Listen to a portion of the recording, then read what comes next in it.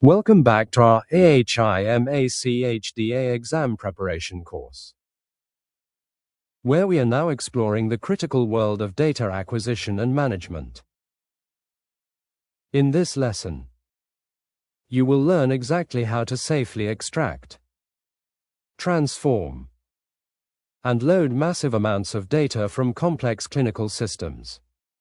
Understanding this process is incredibly important, because any successful analysis requires you to first gather the exact right information without making costly errors. Get ready to discover the powerful tools and languages analysts use to pull raw patient data and prepare it for deep investigation. Let us continue your journey and master the art of gathering healthcare data. And to reinforce these foundational concepts as you study, remember to utilize our comprehensive practice tests or our offline app to stay sharp.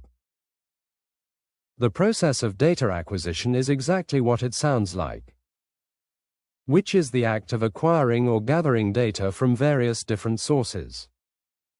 In a hospital environment, patient information is rarely kept in just one single computer system. You might have billing data in one software program, lab results in another, and nursing notes in yet another completely different system. Your job as a healthcare data analyst is to safely acquire all these scattered pieces and bring them together into one unified workspace. To accomplish this massive gathering task, analysts rely on an industry-standard framework known as ETL, which stands for extract, transform, and load. ETL is not a specific software program, but rather a universal process used to move data smoothly from a source system to a destination system. Knowing the distinct steps of the ETL process is heavily tested on the CHDA exam because it forms the backbone of all modern healthcare data management. Each phase of ETL handles a very specific set of challenges that we need to examine closely. The first step is the extract phase, where data is carefully pulled out of the original source systems, like the primary electronic health record. This extraction must be done very gently, often during the middle of the night, to avoid slowing down the hospital computers while doctors are actively treating patients. During this phase, you are simply taking a raw copy of the data without trying to change its meaning or fix any underlying errors. The goal here is secure and efficient data retrieval. Once the raw data is extracted, it enters the transform phase, which is easily the most time-consuming part of an analyst's job. Transformation is where you clean, organize, and standardize the data so that it all speaks the same language. For example, if one clinic records a patient's gender as the letter M, but another clinic spells out the word male, the transformation process changes them both to match perfectly. Without careful transformation, your final analysis will be completely inaccurate because the computer will treat those two formats as entirely different things. The final step of the process is the load phase, where the newly cleaned and transformed data is permanently saved into its final destination. This destination is usually a massive analytical database, like the data warehouses we discussed in the previous section. Once the data is successfully loaded, it is finally ready for analysts, researchers, and hospital administrators to use for creating reports and dashboards. A well-designed load process ensures that the fresh data is carefully merged with older historical data without accidentally deleting anything important. To actually communicate with these databases and perform the data extraction, analysts use a special programming language called SQL. SQL stands for Structured Query Language, and it is the absolute industry standard for managing data inside relational databases. Unlike complex software programming languages, SQL is designed to be highly readable, using simple English words to give the computer direct commands. For the CHDA exam, you do not need to be a master programmer, but you must absolutely understand the basic structure of a SQL command. The most fundamental command in SQL is the select statement, which tells the database exactly which columns of data you want to see.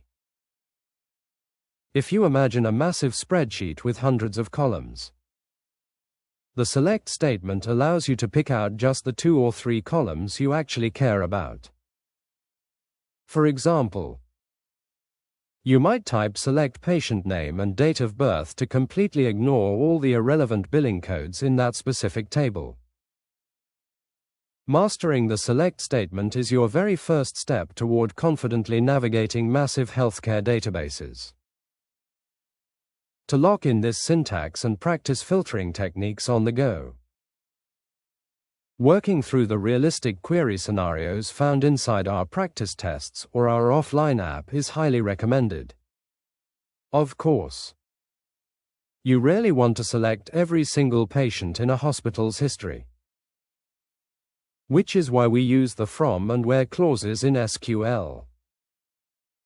The from clause simply tells the computer which specific database table to look inside, such as the pharmacy table or the laboratory table.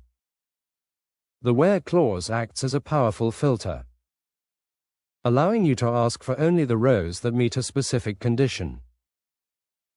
By typing where diagnosis equals diabetes, you instantly filter out millions of unrelated patient records, leaving you with the exact population you need to study. Because relational databases store information in many different tables, you will constantly need to combine them using a SQL command called a join. A join links 2 tables together by matching those primary and foreign keys we learned about in the first section. For example, you can use a join to combine a table full of patient names with a completely separate table full of surgical procedures. Understanding the difference between an inner join, which only keeps matching records, and an outer join, which keeps everything, is a crucial exam concept. When moving data between 2 very different computer systems, analysts often perform a task known as data mapping. Data mapping is the process of creating a literal dictionary that connects a field in the source system to the corresponding field in the target system. If the old hospital software calls a data field admit date, but the new software calls it date of admission, the map tells the computer they are exactly the same thing. Accurate data mapping prevents vital clinical information from getting permanently lost during major software upgrades. One of the biggest challenges in data acquisition is dealing with legacy systems, which are older, outdated computer programs that a hospital still uses. Legacy systems are notoriously difficult to extract data from because they often use obsolete formatting and do not connect easily to modern data warehouses. Analysts often have to build custom extraction programs just to safely pull historical patient data out of these aging platforms. The exam expects you to know that legacy data migration requires extremely careful planning and extensive quality testing. In modern healthcare systems, a much faster way to acquire data is by using application programming interfaces, commonly called APIs. An API is essentially a secure digital bridge that allows 2 completely different software programs to talk to each other in real time, instead of waiting for a massive overnight batch extraction. An API allows an application to instantly request and receive a single patient's lab result the exact second it is completed. APIs are the hidden engine powering modern patient portals and mobile health tracking applications. Before you ever begin extracting data, it is a professional best practice to perform a step called data profiling. Data profiling is an initial investigation where you carefully examine the source data to understand its basic structure, content, and overall quality. By profiling the data first, you might discover that half of the patients are missing their zip codes before you accidentally load that flawed data into your warehouse. This proactive investigation saves analysts countless hours of frustrating rework down the line. During the acquisition process, you will inevitably encounter missing data, which is a major analytical challenge you must know how to handle. Sometimes data is simply forgotten by the user, and other times a specific software glitch prevents the data from saving correctly. Depending on the situation, an analyst might choose to filter out the incomplete records entirely, or they might replace the missing values with a calculated average. The exam will test your judgment on how to manage missing data without accidentally skewing the results of a critical clinical study. When acquiring data specifically for medical research, analysts must follow strict privacy laws by removing identifying information, a process known as de-identification. The most common standard for this is the HIPAA safe harbor method, which requires the complete removal of 18 specific identifiers, including names, phone numbers, and exact dates. De-identification allows researchers to safely study large populations of patients without ever risking the exposure of sensitive personal healthcare information. You must memorize these privacy standards because protecting patient identity is a core responsibility for every certified professional. Sometimes a massive data warehouse is simply too large and complicated for a single hospital department to use efficiently. To solve this, analysts create smaller, highly focused databases called data marts, which are built entirely from the main data warehouse. A data mart contains only the specific information relevant to one single department, like a specialized data mart just for the cardiology team. This allows department managers to run their daily reports much faster without having to navigate through completely unrelated data from the maternity ward. Because data acquisition is a repetitive process, analysts use specialized software tools to completely automate the entire ETL pipeline. Automation ensures that the exact same extraction, transformation, and loading steps happen perfectly on a predictable schedule, usually every single night. By automating the pipeline, hospital executives wake up every morning to dashboards that are already refreshed with yesterday's most accurate clinical and financial numbers.